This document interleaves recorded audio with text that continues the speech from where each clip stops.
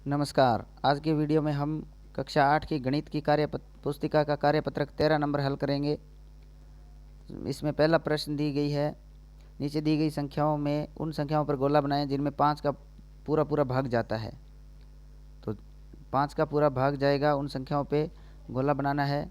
तो 0 जिनके पीछे और 5 जो संख्या है लिखी है उनमें 5 का भाग पूरा जाएगा। तो पहली संख्या है 25, फिर 30, 14 है, इसमें नहीं जाएगा, इस पे नहीं बनाना है। 18, 28 के इनके ऊपर भी गोला नहीं बनाना है। 35, 45 और 50 ये संख्याएं 5 से पूरी पूरी जाती है, भाग जाता है, तो इन तीनों पे गोला लगाएंगे। फिर संख्या 52 और 64 इनके ऊपर गोला नहीं बनाएंगे, 5 का भाग नहीं जाता इनमें। 75 के ऊपर गोला बनाएंगे क्योंकि इसमें 5 का भाग पूरा जाता है, 15 5 75 होता है। 83 के ऊपर नहीं बनाएंगे। 95 के ऊपर बनाएंगे, 5 का भाग पूरा जाएगा। फिर 70 के ऊपर बनाएंगे। उसके बाद 84 पे नहीं बनाएंगे, 55 पे बनाएंगे, 55 पे पूरा भाग जाता है 5 का। इसके बाद 58, 77, 87 ये संख्याएँ हैं, इनमें 5 का भाग नहीं जाता। 90 जो संख्या है इसके ऊपर गोला बनाएंगे, इसमें 5 का भाग जाता है। उसके बाद 98, 44, 72, 48 ये संख्याएँ हैं, इनके ऊपर गोला नहीं बनाएंगे क्योंकि इनमें 5 का भाग पूरा पूरा नहीं जाता है। दूसरा प्रश्न है, नीचे दिए गए रिक्त स्थानों में एक ऐसा अंक लिखें ताकि संख्या 10 से विभाज्य हो जाए। ऐसा कोई अंक लिखना है ताकि ये 10 से पूरी विभाज्य हो जाए। तो क में है, हम जो संख्या लिखेंगे 0 लिखेंगे ताकि ये 10 से पूरी भाजक हो जाएगी। ख में यहाँ जो संख्या है दे रखी है इसमें 2 लिखेंगे, फिर 10 से ये भाज्य हो जाएगी।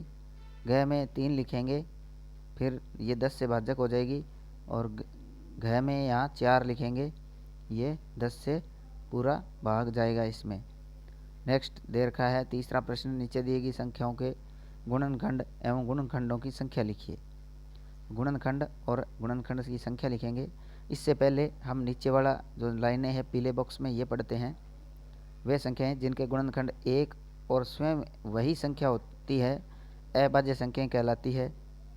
और दूसरा है, वे संख्याएं जिनके 2 से अधिक गुणनखंड होते हैं वे भाज्य संख्याएं कहलाती है। और उसके बाद दे रखा है संख्या 1 न तो भाज्य संख्या है और न ही अभाज्य संख्या है। तो यहाँ हमारे पास संख्याएं दी गई है। 1 इसका गुणनखंड 1 ही है और गुणनखंडों की संख्या भी 1 ही है। उसके बाद संख्या 2 है, तो 2 के गुणनखंड 1 हो जाएगा और 2 स्वयं हो जाएगा, तो इसलिए इसके गुणनखंडों की संख्या आ जाएगी 2। इसी तरह 3 है, तो 3 का जो गुणनखंड है वो 1 हो जाएगा और स्वयं 3 है, तो इसके गुणनखंडों की संख्या भी 2 है। उसके बाद संख्या 4 है, 4 के गुणनखंड हो जाएंगे 1, 2 और 4, क्योंकि 2 से भी ये पूरी भाज्य होती है, तो इसके गुणनखंडों की संख्या 3 हो जाएगी। उसके बाद है संख्या 5, तो 5 1 से भाज्य है और 5 से है, तो इनके गुणनखंडों की संख्या 2 हो जाएगी।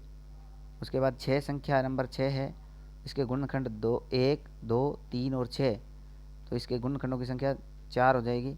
उसके बाद संख्या 7 है, तो 7 की जो 1 और 7 ये 2 इसके गुणनखंड है और इनके गुणनखंडों की संख्या भी 2 है। संख्या 8 है, तो इसके गुणनखंड हो जाएंगे 1, 2, 4 और 8, गुणनखंडों की संख्या 4। उसके बाद संख्या 9 है, तो इसके गुणनखंड है वो 1, 3 और 9 है, गुणनखंडों की संख्या 3 हो जाएगी। संख्या 10, 1, 2, 5 और 10 इसके गुणनखंड है और संख्या इसकी 4 हो जाएगी। इसके बाद संख्या 11 है, तो 1 और 11 इसके गुणनखंड है और गुणनखंडों की संख्या 2 है। उसके बाद संख्या 12 है, तो जो 12 है वो 1, 2, 3, 4, 6 और 12 से विभाजित हो रही है, तो गुणनखंड हो गए और इनकी संख्या 6 हो गई। फिर संख्या 13 है, तो 13 है वो 1 और 13 से विभाजित गुणनखंड है इसके, तो इसके गुणनखंडों की संख्या 2 है। 14 संख्या नंबर 14 है, 1, 2, 7 और 14 से गुणनखंड है इसके, गुणनखंडों की संख्या 4 हो गई। संख्या 15 गुणनखंड इसके हो जाएंगे 1, 3, 5 और 15 और इसकी संख्या भी 4 है। संख्या 16 है, वो गुणनखंड इसके 1, 2, 4, 8 और 16 है और गुणनखंडों की संख्या इसके 5 है। तो जो संख्याएं एक और स्वयं वही संख्या से विभाज्य हो रही है तो अभाज्य संख्या है, और जिनके 2 या 2 से अधिक गुणनखंड है वो भाज्य संख्याएं कहलाती है। इसके बाद अगला सवाल है, भाज्य संख्याओं पर गोला रेखा बनाइए। जो संख्याएं भाज्य है, इनके गुणनखंड 2 से ज़्यादा है, उनके ऊपर गोला लगाना है। तो इसमें हमारी संख्या है वो सबसे पहले संख्या 4 आएगी, तो 4 है। और इसके बाद 6 है, उसके बाद 8, 9, 10, 12, 14, 15, 16, 18, 20, 21, 22, 24, 25, 26, 27, 28, 30, 32, 33, 34, 35, 36, 38, 39, 40, 42, 44, 45, 46, 48, 49, 50 और 51, ये संख्याएं हैं, ये भाज्य संख्याएं हैं। इनके गुणनखंड 2 से ज़्यादा है। नेक्स्ट 5वां प्रश्न है, नीचे लिखी गई संख्याएं किस किस संख्या से भाज्य है, लिखिए। तो 10 है, तो 10 के गुणनखंड लिखने हैं अपने को। तो 1, 2, 5 और 10 ये से भाज्य है। संख्या 16 है, 1, 2, 4, 8 और 16 से है। संख्या 15 है, ख में दे रखा है, 1, 3, 5 और 15 से भाज्य है। और संख्या 25 है, तो 1, 5 और 25 से भाज्य है। तो इस तरह हमारा ये कार्यपत्रक हल हो जाएगा। नेक्स्ट कार्यपत्रक है 14 नंबर। इसमें है दक्षता है संख्याओं के गुणज की समझ विकसित कर पाना। इसमें है निम्नलिखित संख्याओं के 4-4 गुणज लिखिए। गुणज का मतलब गुणा, अपना गुणा ही लिखना है। तो 2 के लिखना है, 4 लिखने हैं गुणज, तो 2, 4, 6 और 8 हो जाएंगे। उसके बाद 9 के लिखने हैं, 9, 18, 27 और 36 हो जाएंगे। 11 के लिखने हैं, 11, 22, 33, 44 हो जाएंगे। उसके बाद 14 के लिखने हैं, 14, 28, 42 और 56, ये मतलब एक तरह का पहाड़ा ही लिखना है। उसके बाद दी गई संख्याओं के गुणज पर गोला लगाइए। 5 का गुणज जो निम्न संख्याएं दे रखी है उसमें 15 है, तो 15 पे गोला लगाएंगे। दूसरा है 8 का गुणज है, तो 8 का यहाँ 8 ही दे रखा है, तो इस पर गोला लगाएंगे। नेक्स्ट तीसरा है 12, 12 का है जो गुणज है वो 24 है, बाकी यहाँ नहीं है इसमें, तो 24 पे गोला लगाएंगे। 16 का गुणज यहाँ 16 ही है, बाकी इसका गुणज नहीं है, तो 16 पे गोला लगाएंगे। नेक्स्ट निम्न संख्याओं के गुणनखंड लिखिए। गुणनखंड लिखने हैं, तो 3 के 1 और 3 हो जाएंगे। 12 के गुणनखंड करने हैं, तो 1, 2, 3, 4, 6 और 12 हो जाएंगे। 18 है, तो 18 1, 2, 3, 6, 9 और 18 से भाजित हो रहा है, तो इनसे यहाँ इनके लिखेंगे। 30 का करना है, तो 1, 2, 3, 5, 6, 10, 15 और 30 लिखेंगे।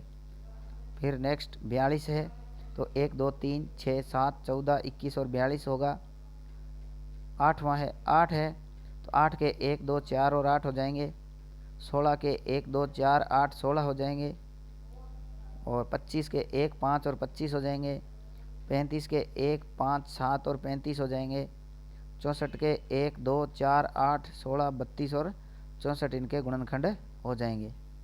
नेक्स्ट है सवाल चौथा, संख्याओं 2 और 10 का सबसे छोटा समान गुणज ज्ञात कीजिए। तो 2 के गुणज लिखेंगे, तो 2 के 2, 4, 6, 8, 10 और 12 होंगे। 10 के गुणज लिखेंगे, 10, 20, 30, 40, 50 और 60, तो सबसे छोटा समान गुणज दोनों संख्याओं का 10 होगा। नेक्स्ट 5वां सवाल है, संख्याओं 3, 5 और 15 का सबसे छोटा समान गुणज लिखिए। तो 3 के गुणज तो 3, 6, 9, 12 और 15 होगा। 5 के गुणज है वो 5, 10, 15, 20 और 25 है, तो सबसे छोटा गुणज है। 15 का गुणज है वो 15, 30, 45, 60 और 75 है, तो सबसे छोटा समान गुणज है वो 15 तीनों संख्याओं में आ रहा है। नेक्स्ट छठा सवाल है, संख्याओं 20, 40 और 60 का सबसे छोटा समान गुणज ज्ञात करना है। तो 20 के गुणज लिखेंगे, तो 20, 40, 60, 80, 100 और 120। फिर 40 के लिखेंगे, तो 40, 80, 120, 160 और 200। और 60 के गुणज लिखेंगे, 60, 120 और 180। तो अब इनमें देखेंगे सबसे छोटा समान कौन सा आ रहा है, तो 120 है, वो तीनों में आ रहा है और सबसे छोटा है, तो 120 हमारा उत्तर इसमें आ जाएगा।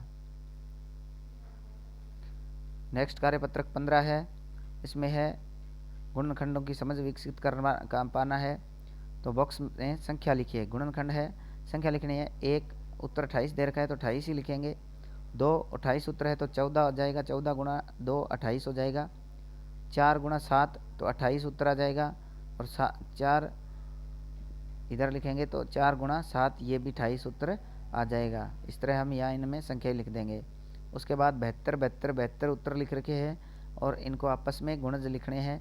तो 9 लिख रहा है तो 8 लिखेंगे, 8 गुणा 9 72 होते हैं। उसके बाद इन दो संख्याएं करनी है इसमें, तो 6 गुणा 3 6 3 18 हो गया, और 18 गुणा 4 हो जाएंगे तो 18 चौका 72 हो गए, तो यहाँ 72 आ जाएगा। नीचे भी 18 आ जाएगा, 18 गुणा 4, और नीचे वाली संख्या है तो 12 गुणा 2 36, 36 गुणा 3 72 हो जाएंगे। उसके बाद आगे वाली संख्या है 84 84 उत्तर दे रखे हैं, तो 12 गुणा 7 12 7 84। उसके बाद 2 गुणा 14 28, 28 गुणा 3 84। उसके बाद 4 गुणा 3 4 3 12, और 12 गुणा 7 84 हो जाएंगे।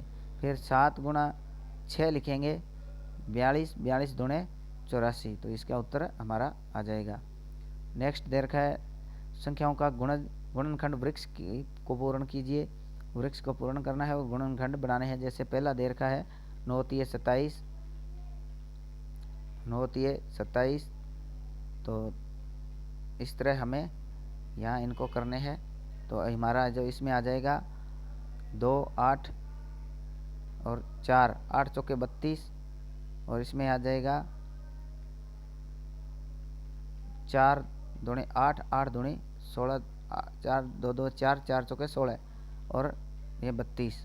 तो हमारा इस तरह वृक्ष को हम यहाँ पूरा करेंगे। 72 के 9 3 हो जाएगा, 3 2 8 4, इस तरह हम यहाँ लिख देंगे।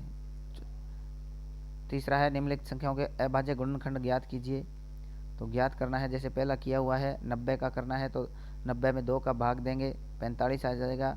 फिर 45 में 2 का जाता नहीं है, 3 का जाएगा तो 15 आ जाएगा नीचे। फिर 15 में 3 का भाग देंगे तो 5 आ जाएगा, और 5 में 5 का भाग देंगे तो 1 उत्तर आ जाएगा। तो हमारे 90 के अभाज्य गुणनखंड हो गए 2 गुणा 3 गुणा 3 गुणा 5। इसी तरह इसमें हमारा आगे वाला दे रखा है 462 का हमें करना है, तो 2 से भाग देंगे तो 231 आ जाएगा। 3 से भाग देंगे तो 77 आ जाएगा। 7 से करेंगे तो 11 आ जाएगा। 11 में 11 करेंगे 1 आ जाएगा। तो इसके अभाज्य गुणनखंड हो जाएंगे 2 गुणा 3 गुणा 7 गुणा 11। इसके बाद 490 में का करना है, तो 2 से करेंगे तो 245 आएगा। फिर 5 से करेंगे तो 49 आ जाएगा। 7 से भाग देंगे तो 7 आ जाएगा। 7 में 7 का भाग देंगे तो 1 आ जाएगा। तो इसके गुणनखंड हो गए 2 गुणा 5 गुणा 7 गुणा 7। नेक्स्ट 525 का करना है, तो पहले 3 से करेंगे तो 175 आ जाएगा। फिर 5 से करेंगे तो 35 आ जाएगा। 35 में 5 का भाग देंगे तो 7 आएगा। 7 में 7 का भाग देंगे तो 1। तो इसके गुणनखंड होंगे 3 गुणा 5 गुणा 5 गुणा 7, इस तरह हो जाएगा। नेक्स्ट आगे वाला दे रखा है इसी तरह 512 का गुणनखंड ज्ञात करना है। पहले 2 से करेंगे तो 256 आएगा। फिर 2 से भाग देंगे तो 128। फिर 2 से भाग देंगे तो 64। फिर 2 से भाग देंगे 32। फिर 2 से भाग देंगे 16।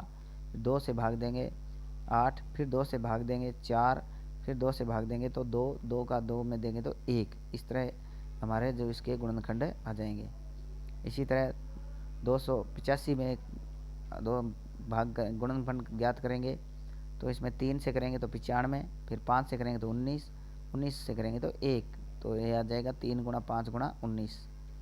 उसके बाद 510 में 2 से करना है, तो यहाँ आ जाएगा पहले 2 से भाग देंगे तो 255 आ जाएगा। फिर 3 से भाग देंगे तो 85 उत्तर आएगा।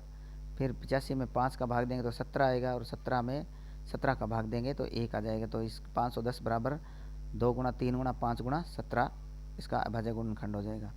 इसके बाद 600 में करना है, तो 2 से भाग देंगे तो 300 आएगा। फिर 2 से भाग देंगे तो 150 आएगा। फिर 2 से भाग देंगे तो 75 आ जाएगा। 3 से भाग देंगे तो 25 आएगा। फिर 5 से भाग देंगे 5 आएगा। 5 से भाग देंगे तो 1 आ जाएगा। तो 600 बराबर 2 गुणा 2 गुणा 2 गुणा 3 गुणा 5 गुणा 5 हमारा उत्तर आ जाएगा। तो आज के वीडियो में कार्यपत्रक इतने ही, और वीडियो देखने के लिए हमारे साथ बने रहें। धन्यवाद।